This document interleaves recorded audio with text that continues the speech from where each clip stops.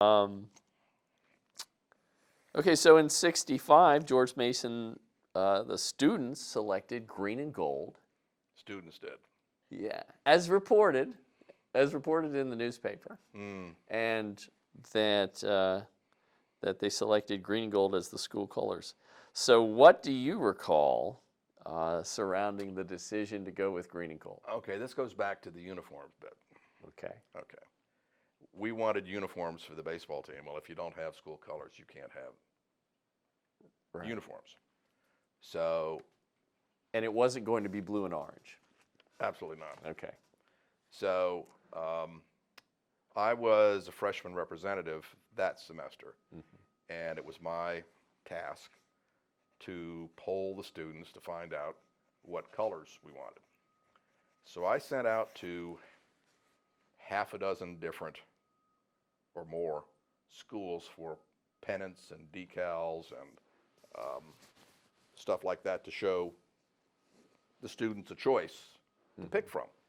And like I said, there were 300 and some odd kids here. I don't remember how many responses we got, but we got back more joke responses, or as many joke responses as we did actual colors that were offered. So I had a preference based on, where are you? That. Okay, yes. Yeah. If you scroll over one. Actually, I'm looking at... that's Ted. Ted, go the other way. The other way. Okay, USF. Right, and so I like those colors. So I said, well, I'm not going with these jokes. I mean, we had one that looked like a Neapolitan ice cream sundae. I mean, they were pink and brown, and I mean, I just said, only the people that were interested in uniforms were really that interested in colors at that point in time, because nobody really gave a hoot about what was going on here other than what their own vested interests were. So I picked that. My father, that's the other piece I bought by way of documentation, was this from Meb. And where to put that other thing? Oh, goodness, yeah. This, my father rolled over his grave. He knew I was showing this off. That's my father's transcript for the University of San Francisco. Oh, so your dad went to San Francisco. Yep.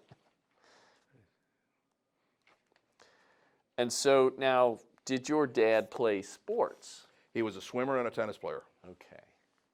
Yeah, because I know I had heard the story that someone's uncle or someone's relative had been at USF, and that it was passed along that those are some good-looking colors.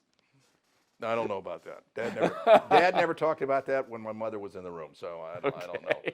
But I have told this color story so many times that I have no doubt that the bleed off about the combination Meb's involved with it and the USF thing, it's like the cocktail party story or the round the table story that you tell. By the time there's something from the beginning that winds up at the end, but not the whole story. Yeah, like the telephone game or something. Yeah. But that's how the colors came to be. And I actually called somebody at USF and got the actual chromatic number for So it's the colors. the same. So it is identical to the USF colors.